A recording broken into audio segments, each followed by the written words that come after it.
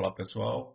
Vamos dar início aqui à unidade 2 da disciplina TCC2, trazendo aqui como tema orientações para a produção TCC e com os tópicos desta aula, com o primeiro deles, a orientação para a produção TCC e o segundo, normas institucionais e temas. Tá? Então, orientações para a produção TCC, fazendo uma introdução aqui das recomendações que a gente passa nesse momento com relação à linguagem. A linguagem gramatical utilizada, a linguagem gramatical correta, precisa, coerente, simples e preferencialmente na terceira pessoa deve ser utilizada, apesar de também ser possível usar a primeira pessoa. Com relação à revisão de literatura, é preciso dominar o conhecimento do método da pesquisa e informar a metodologia utilizada na pesquisa. E ter sempre em mente aí que a comunicação científica define-se como uma informação que se apresenta em congressos, simpósios, reuniões, academias e sociedade científica, né? Então é preciso tomar cuidado com a forma que a gente faz a escrita do trabalho científico, né? Como se fora para apresentação nessas ocasiões destacadas aqui. O Volpato 2010, ele define o título como sendo o primeiro contato com o leitor, que o leitor tem com o trabalho acadêmico, né? Por isso não deve ser desapontado, ou seja, o título é o que chama a atenção do leitor, né? E o que ele encontra naquele título, ele espera ver na obra, né? Na leitura decorrente da obra. Então, segundo ele, que o leitor não deve ser desapontado, o título não deve desapontar o leitor com relação ao que vai encontrar na obra que ele vai ler a seguir. A realização da pesquisa científica é de grande importância, mas a sistematização e a divulgação dos conhecimentos produzidos é igualmente necessária, né? Segundo Mendonça Júnior, em 2015, o conhecimento científico não se resume à descoberta de fatos e leis, mas também à sua publicação ou à divulgação dos resultados observados. Com relação ao resumo, ele deve apresentar os primeiros pontos da pesquisa e permitir que diversos usuários, como leitores, avaliadores, editores, consigam fazer uma avaliação mais rápida sobre o conteúdo que virá a seguir. A definição da continuidade ou não da leitura do texto é feita a partir da leitura do resumo, segundo Lugobon 2016. De acordo com o Dias 2018, o resumo é a amostra dos principais elementos do seu TCC, ou seja, através desse texto, os leitores da sua monografia poderão entender qual foi o objetivo, o tema, a metodologia, o resultado e conclusão do seu trabalho. Embora o resumo seja o primeiro texto do seu trabalho acadêmico, é importante que você escreva por último, ou seja, somente ao finalizar toda a pesquisa, toda a escrita dos resultados observados, ou após concluir a escrita da pesquisa, né, traduzir para escrita o que foi observado na sua pesquisa, você se preocupa em fazer a redação do resumo, já entendendo tudo o que foi observado no decorrer da execução da pesquisa e na avaliação dos resultados e nas conclusões.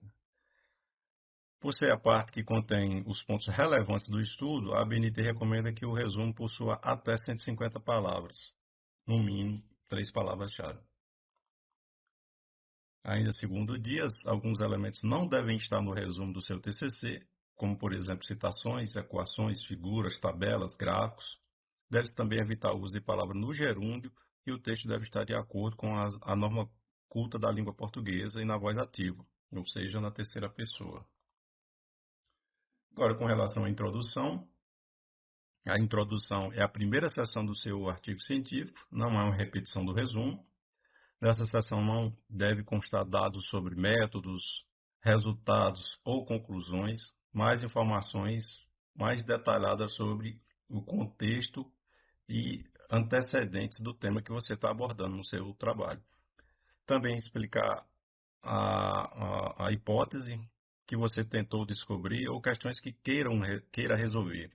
A introdução também explica-se e por que a sua pesquisa é nova naquela área de estudo e por que é importante a sua execução e a sua publicação. O objetivo agora. O objetivo geral é decorrente da pergunta de pesquisa, a pergunta que foi feita lá antes de você construir o seu projeto de TCC. Então apenas escreva a pergunta de pesquisa de modo afirmativo, iniciando com o verbo no infinitivo. Os objetivos específicos representam um detalhamento do objetivo geral, de tal modo que, por meio da reunião de todos os objetivos específicos, devemos chegar ao objetivo geral, segundo Jacobsen, em 2016. Com relação à metodologia, ela deve ser adequada para alcançar os objetivos propostos e suficientemente detalhada para ser reproduzida por outros pesquisadores, outras pessoas que têm interesse pelo tema abordado no seu projeto. Deve-se iniciar o procedimento empregado na coleta de dados, na análise do material coletado e no processamento dos dados observados na execução do trabalho, da pesquisa. Os resultados também devem ser apresentados em ordem lógica. As informações apresentadas em tabelas e figuras não devem ser repetidas no texto. Cada parágrafo deve descrever um resultado. Deve ser empregado o tempo verbal presente ou passado e a discussão não deve ser tratada nesta sessão. A discussão, num tópico específico para isso, né, ela deve trazer o que o resultado mostra. Há outros estudos similares ao que está sendo abordado? Quais as limitações do estudo? A relevância para a área de conhecimento? Onde você situa a sua opinião o seu achado, os resultados da sua pesquisa dentro do conhecimento vigente, à luz da sua resposta? As conclusões ou considerações finais do TCC é basicamente um grande resumo dos resultados da sua pesquisa e deve apresentar os resultados e considerações finais do trabalho e as respostas aos problemas apresentados na introdução da monografia. Deve demonstrar se as perguntas e problemas apresentados inicialmente foram respondidas e apresentadas sugestões para a futura evolução da pesquisa sobre o assunto. E aqui a gente traz algumas referências utilizadas na preparação dessa aula de hoje. Desejando a todos aí mais uma vez bons estudos e até a próxima etapa.